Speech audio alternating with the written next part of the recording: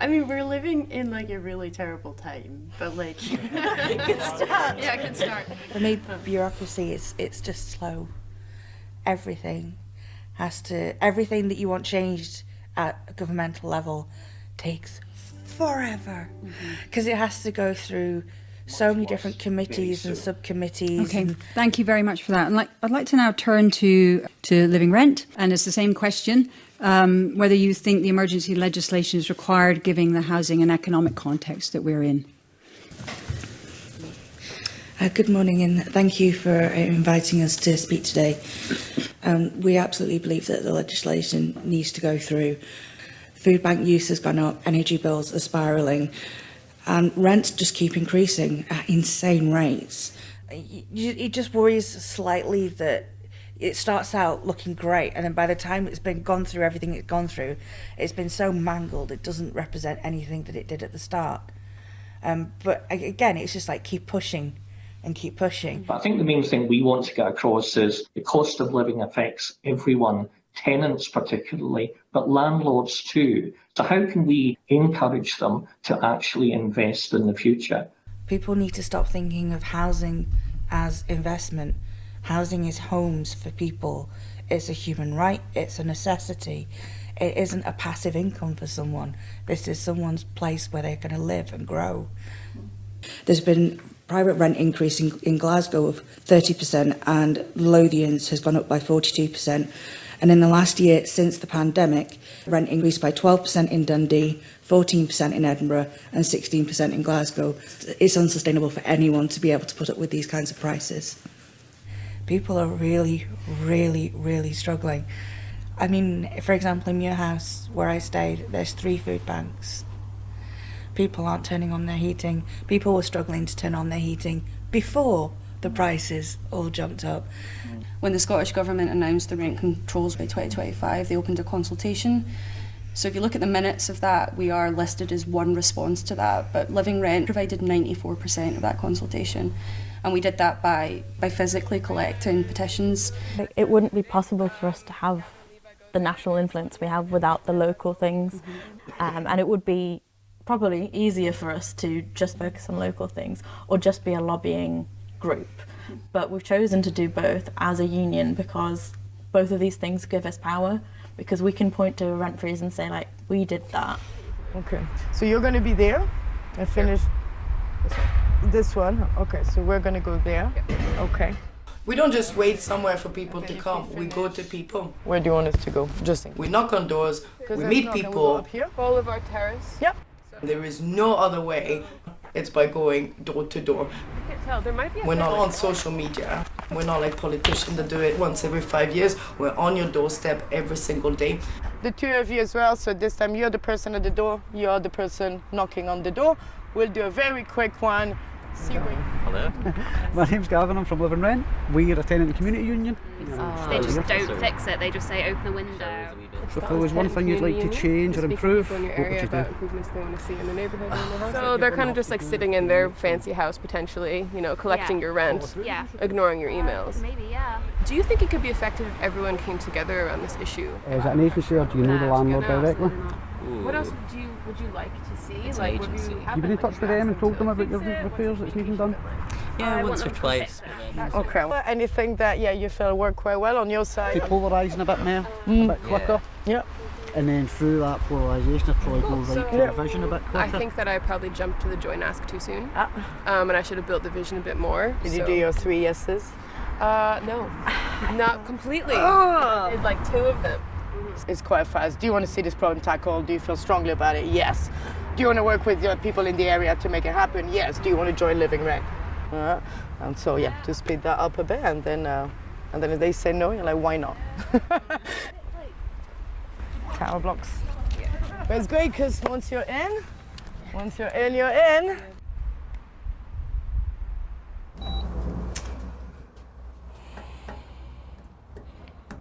Like when we fight for a national campaign, it's not a small group of people that came up with that, you know, on a night out, you know. We are speaking for our members, but it requires a lot of work. All right. Placards.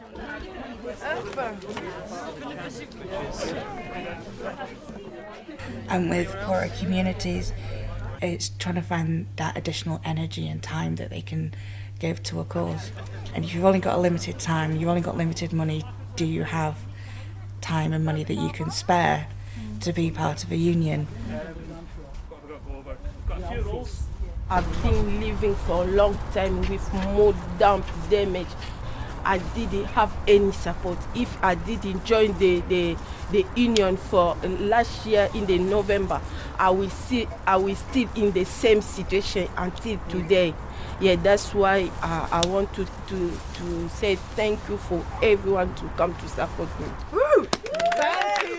When we win this, you're going to come in and be active and be involved. We've got some green vests, and then we've got loads of placards as well, so we'll distribute that to everyone. And then I don't think we're demanding something that is crazy.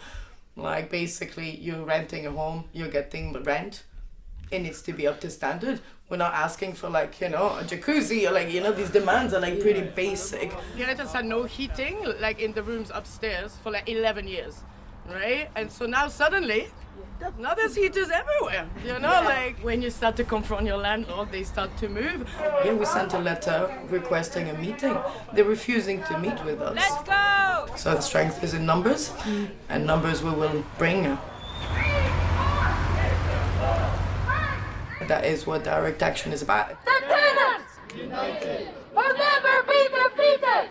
The tenants! United! Will never be defeated! Loretta and her kids have had to live through 11 years of no proper heating in the house and 3 years of absolute miserable mould till we've got involved. Shouldn't be our job to do this. Fix the mould! Fix the mould! Fix the mould! Sir, we have the cleaning agent whose behaviour is putting our member in danger. Sir, we have the crime scene tape. We're going to roll it out across our members. So there's all sorts of different range as well of actions that we can organize. We try to win as much as we can. Fix the mold! Fix the mold! This time they didn't close the door. Police are coming, by the way. They just called the police. 4, fix the floor. 5, 6, get it fixed. You're going to fix the mold. You're going to fix the floor. Yes. We're going to negotiate. If you don't negotiate, we're coming back again. Do what you promise. Yeah, as long as people can walk down the pavement. Could you ask them to speak to us a bit more? Yeah. Go on and speak to them as well. Are you guys on? Yeah, basically we'll leave as soon as they negotiate with us, and they're refusing to. So if you can just ask them. We can't really do too much in terms of that. We don't want to be here. We just come out just to see what it's all about. We'll jump in and speak to them, see what's happening, and then we'll come back out and speak to yourself, okay? I want to let you to get on and fix these problems because the tenants united. That's how you have to be, because what we're being faced with is landlords and agencies that refuse to respond to the tenant.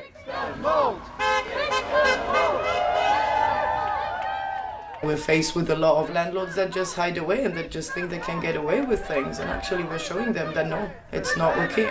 That actually there is something that can be done. United will never be defeated. So we always say in the union that direct action gets the goods. We're going to tell you a little bit what happened in there. We had the best time. We were so helpful. Unfortunately, the director... Is this working? Yeah. He's on holiday. Who'd have thought it? Conveniently. A director out of the country. And one two let have decided that they're going to shut down the office for the day. Because... Who'd have thought it? 1, 2, 3, 4, tenants knocking at your door. 1, 2, 3, 4, tenants knocking at your door. 1, 2, 3, 4, tenants knocking at your door. Hey, come on. Alright, so basically, the person is I was stressed. She said she was stressed because we are coming around here talking about, but she don't know how it's been stressed in a house where you can barely breathe, where it's unlivable. She doesn't know how that's been for 11 years, so I don't know how she's talking about stress unless she wants to go and live in there for 11 years and she can figure out what real stress is. Alright, well, that's it. Alright. Yeah, had these two people like working, and there's somebody that just put like his camera into my face, like started to like joke about like dating and stuff when I'm asking him about a date for a meeting, and he's like, oh, you want to go on a date? And it's just like pretty shocking, right? All we're trying to do is get a date for a meeting with the boss, somebody in charge, somebody that can do something, that care about their tenants. And after that, we're gonna bloody come back. And we're gonna come back all the time until we do the repairs, yeah? We'll be back! We'll be back! We'll be back! We'll be back! We'll be back! We'll be back!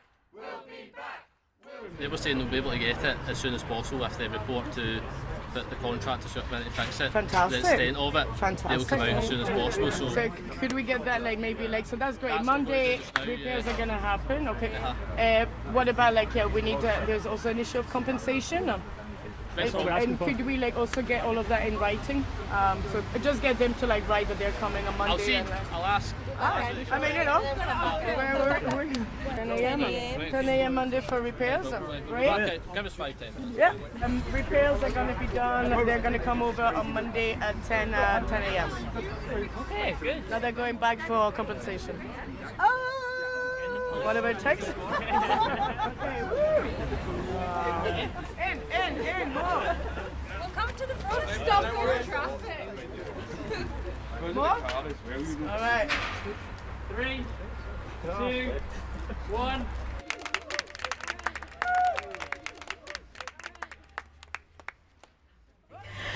When I lived in Gogudarai, we were having a campaign against this purpose-built student accommodation block there at a former high school, and we won at the council level, which is pretty much unheard of and was great. But then because developers can appeal that decision, it was overturned at the Scottish Government level, which is very heard of and happens a lot. And it was really frustrating to see that communities had some power and then it was taken away from us by the government, and that happens time and time again. And it's what makes people feel like, I can't change anything, like I'm just doomed to live in this rubbish life with rubbish housing, and like rubbish housing that I can't afford built next to me. I found that personally really difficult to keep going and be like, well, we'll keep fighting, because like in that case the loss is there. So I guess it's just thinking about campaigns like that, because it's hard to get behind something that you think ultimately like, we might never win.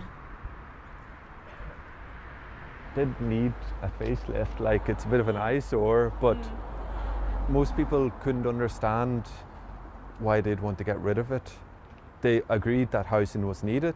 What they didn't want was like luxury developments of 1 and 2 bedroom flats.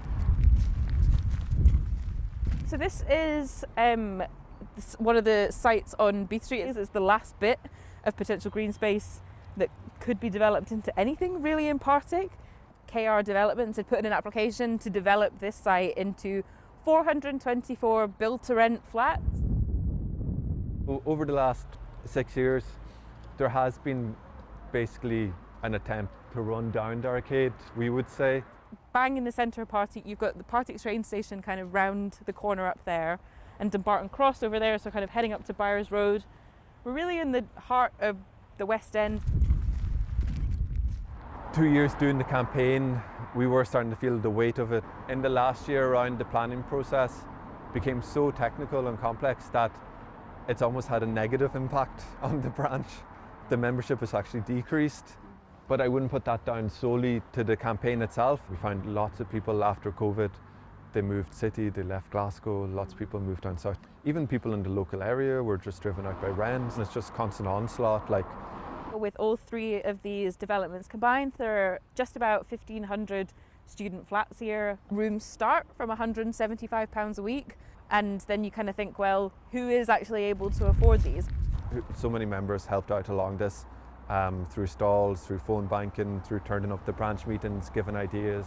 So I think for us as a branch, when we did actually have the overview of the campaign when we closed it last month, we actually showed some articles from the very first, when the development was announced back in 2021, and then what the articles now said. And at the beginning, the articles were very favourable, like almost promoting it, that it was like a great development for the local area, it'll bring lots of people, you know, coming out of lockdown, this was great for the area to revitalise the community, to now where the developers couldn't even say that it was a good development for the local area. Like they wouldn't even go on record saying that it was a good development. We'd basically got them to the stage that they had to admit it was purely for profit, and they had complete disregard for the local community. So to see that transformation was just incredible. The council have these green plans, they have these kind of strategies and deliveries, but that all seems to go out the window when they're faced with kind of private profit. None of that investment goes back into the city, and we've had severe cuts year on year, which have absolutely decimated like a lot of what we see in the city. Development was like put forward by Strathclyde Pension Fund, who are the pension fund for Glasgow City Council. It was through their private development arm called Ediston, so it is like a pension fund investment for Glasgow City Council. I'm so glad that like this is like, you know, much better as opposed to how it was before. Yeah. And so if it was that easy, why couldn't they do it before? Yeah. Okay. The vent they've put everywhere, and so it's so yeah. So that means that now there can be air that is coming in. What's the situation here? Who stays in this room? Yeah. This bedroom is for 3 people. Yeah, like you shouldn't have three children like living in here. Wow, I remember when I first came into this room. Yeah. This was like covered. It was everywhere. Yeah, over there, everywhere near the moon. And then up until the door. Yeah. You never had heating, right? For never. How long was this? 10 years. 10 years. Since you moved in? Yeah, since I moved this house. Yeah. I never have it. Yeah. 11 years to get this. 11 years, eh? Yeah. I think this when it starts. Yeah. Yes. Oh, yeah. And then by the time I came to see you in January, it was like that. It was like that. Aye, absolutely. And then they blame you. I'm sure if they had provided heating, this wouldn't have happened like this.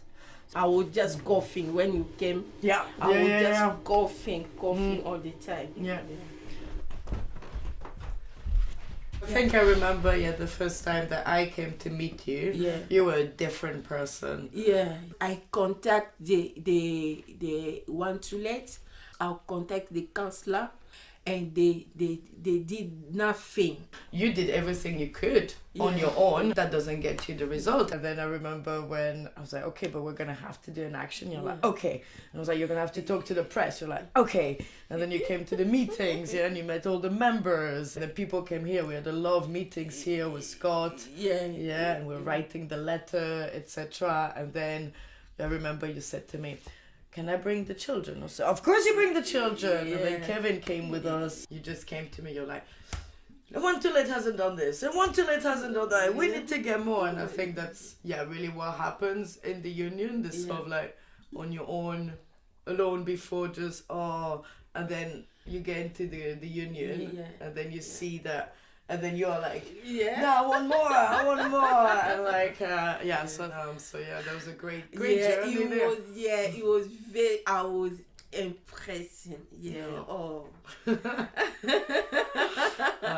you're coming all to the branch meeting, you went to do the door knocking as well. I have entire folders of mould on my computer of just mould after mould after mould from dozens of people's flats. Also, like, some of the cases we fight are also like in crisis points in people's lives. Like, I remember one of the first big member defence cases that I was involved in was a woman in Glasgow renting from Glasgow Housing Association who was facing an eviction literally 2 weeks before Christmas. And just the inability to be able to plan, not even knowing where you're going to be like in the next month. She had like no option of where to go. Her grandkids were living with her. You know, it was absolutely atrocious. And you know, so like doing living work can be like very emotionally hard. I think our homes are like the sites of so much, you know, it's not just like these four walls in a space where we exist. But I guess what's nice is that we can take these situations of like absolute crisis, right? And with that eviction case I was speaking about, we did manage to change that eviction. She's still living in that flat. She just needed some support from the union and some pressure on GHA to actually engage with her, right? So we can take these moments that are really terrible and actually like do something, make it better somehow. And that's how we transform the kind of crisis into something that actually builds power. 7% rent hike, PHA on your bike. 7% rent hike. Yeah, last time we went on the doors and people knew about what had happened, and they were like, oh, that was you guys. I was like, all right. And then they joined, just like we tell them about the eviction ban, that was us, the rent freeze, it was us. And they're like, I was so protected because of that. Yes, of course I'm gonna join. And it's actually something that we need to do better in the union because we're too critical about our wins. You can't just keep people angry, you have to provide that radical imagination. We're just not in a position to be able to take that cost of living crisis. We have this amazing vision of what housing could be in Scotland and of what our society could be. We're here to build a very long-term infrastructure so that people, also realize like the power that they have once they're organized, once they learn how to do it, and once they take action. We're building a center of power outside of our usual institutions, etc. The reason I'm here today is that I'm disgusted that you actually think about it and that you've gone ahead with it. So I'm really excited about the motion that we passed on public housing. At our AGM in December, we voted unanimously to develop a strategy on public housing, so that's going to follow immediately after we win rent controls. It's going to be part of that set of demands. So we're not just thinking about what's over the next 6 months, we're thinking about what's over the next 5-10 years. Even though right now is particularly terrible, I'm really energised by how angry people are. People are rightfully furious.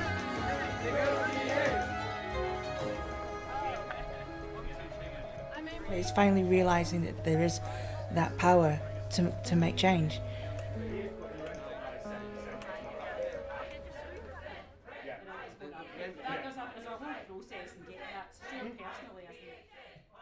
well, he's the CEO of an organisation that's putting the rent up for 1,800 working class tenants.